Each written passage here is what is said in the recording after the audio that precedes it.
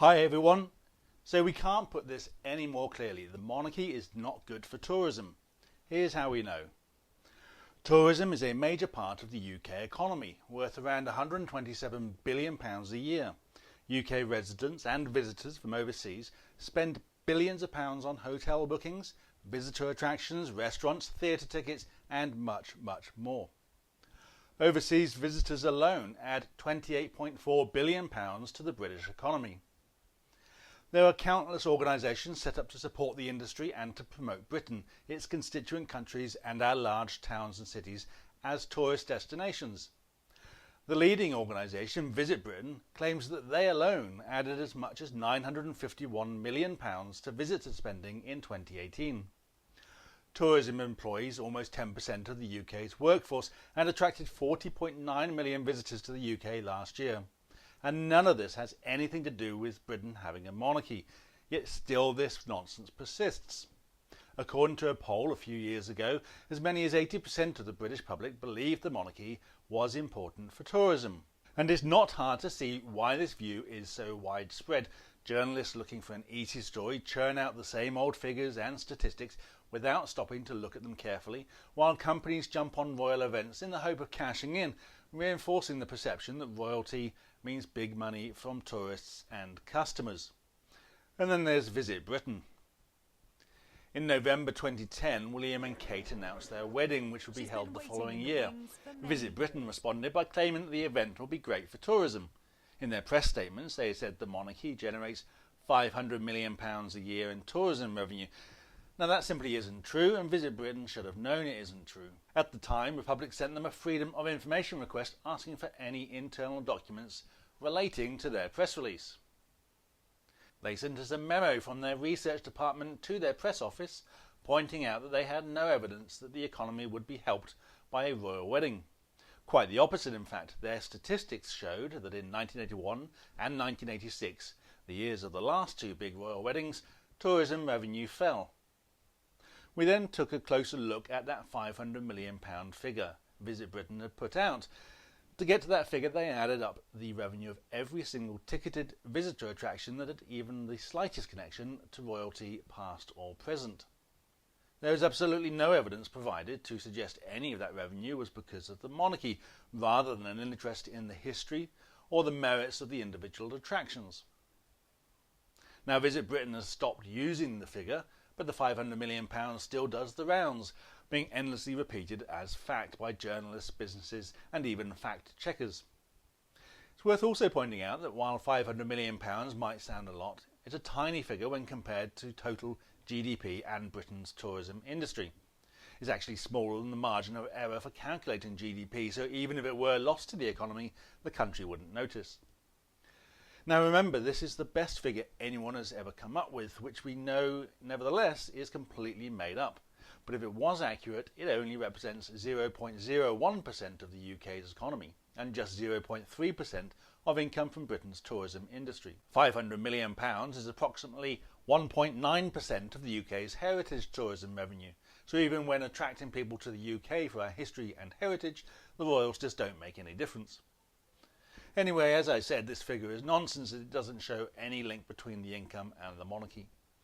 In 2018, I sent another Freedom of Information request to Visit Britain, asking for any data or research they might have that showed the impact of the monarchy on tourism. And they couldn't provide any. Yet the tourism line keeps getting repeated, even while it's admitted there is no evidence. This article is typical.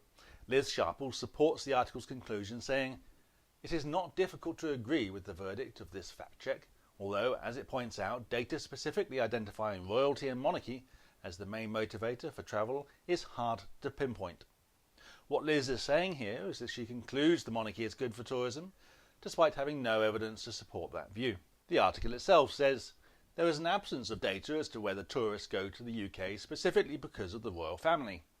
However, while tourists might not be primarily attracted to the UK solely by the monarchy, the spectacle of royal events and access to parts of the royal estate across the UK enables Visit Britain and other national tourism agencies to build on Britain's tourism appeal, which blends heritage, pageantry and the contemporary."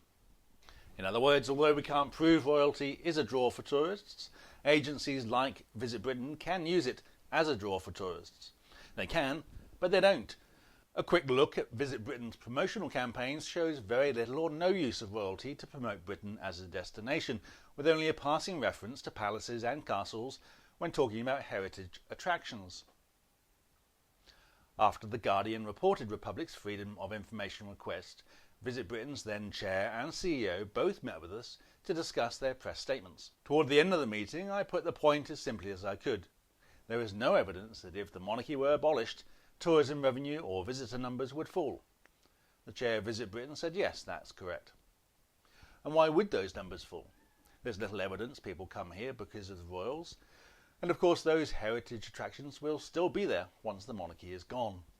There's another important question here for those who say the monarchy is good for tourism. How exactly is the monarchy attracting tourists? What is the attraction? I imagine they would say it comes down to two things: events and palaces.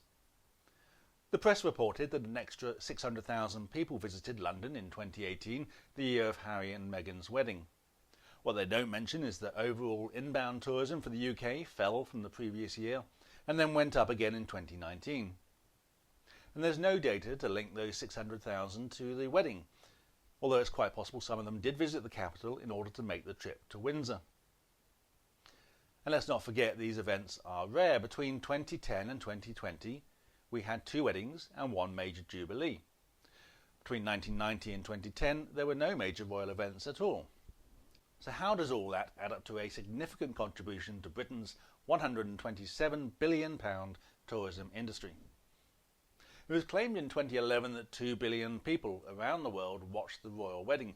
That of course was rubbish, a throwaway line attributed to a government minister and since debunked by more thoughtful journalists with 5 minutes to spare to do the maths.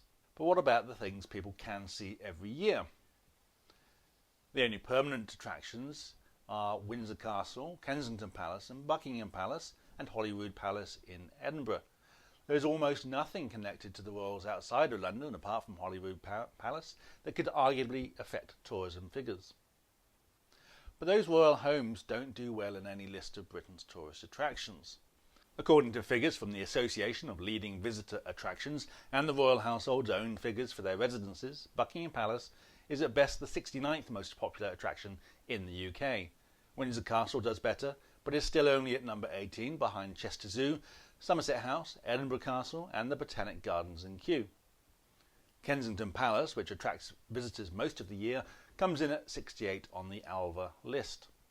The Tower of London, on the other hand, is the 9th most popular destination in the UK, and the royals haven't lived there or had much connection with it for centuries. And this is the point. Palaces and castles attract interest because of their history, not because of today's royals. Get rid of the monarchy and Buckingham Palace and Windsor Castle can be fully opened up to tourists all year, funding their own upkeep through ticket sales and offering a unique glimpse into Britain's past. Buckingham Palace is thought to contain one of the largest and most valuable art collections in the world, including the largest collection of Van Gogh paintings. Yet it's all hidden away. The palace has the potential in a republic to become a world-class museum and gallery open all the year round. I can just imagine the garden walls and gates taken down, the road between the palace and Green Park pedestrianised, along with the Mall, and people being able to wander through the grounds and the courtyard. Now that would attract visitors. If you still believe that the monarchy is good for tourism, then please send me the evidence and I'll put up a new video admitting I'm wrong. Ultimately, this is a claim made up by royal supporters. It's up to them to prove their point. Now, I really hope that we get to a stage where journalists and monarchists simply stop talking about tourism when discussing the monarchy. Not only because their claims are nonsense, but because it should be totally irrelevant to any discussion about the monarchy. The monarchy is part of our constitution, is corrupt, secretive, bad for our politics and totally unprincipled. Saying we should keep it because of some money coming in from tourism isn't a moral argument. It says we're more concerned about doing what's profitable than what's right. The good news is that we can do what's right without losing a single pound in national GDP. In fact, I would bet that Britain becoming a republic would be such huge news it would attract more attention than any royal wedding ever has. So don't believe the tourism nonsense. It's not true and it's not relevant. I welcome all our overseas visitors with open arms, but what they enjoy doing on holiday should never be the basis of our democracy. So that's it from me. Some people also say there are other economic benefits from having the monarchy, citing a report from Brand Finance. I'll be back with another video to talk about that. In the comments section below you can find some links to the articles and information I've mentioned in this video. To find out more about Republic, visit republic.org.uk, where you can also join, donate or get involved. Robert emailed with a few ideas for videos including patriotism, the claim the monarchy unites the country and the state of public opinion. I will be taking a look at all those issues in the near future, so keep those ideas coming. Anne asked if the royal habit of saving the surplus from the civil list is still going on with the sovereign grant. Now that's a good question, Anne. I'll see if I can find out. Jimmy Mack commented to ask what happens with the royals when we become a republic. Well, that's an easy one. They will be as free as the rest of us to do what they want, including paying their taxes. Steve commented to ask a couple of excellent questions about the Privy Council and Republic's position on the House of Lords. I'll be covering all that in more detail very soon, with a look at the current and proposed constitution and a video all about the Privy Council. Beryl asked if it's true that if you die without a will or anyone to inherit your estate while living in Cornwall, your wealth and assets go to the Duchy of Cornwall. Yes, that is absolutely correct, Beryl. There's more on that on the website, and I reckon it'll be a good idea to do a video on that subject very soon. Akila emailed raising the issue of inequality and how the country can never be sincere about wanting to be egalitarian while keeping the monarchy. This is an important point and one we should look at more closely in the future. Don't forget you can email youtube@republic.org.uk with your questions, comments or suggestions, or use the comments below.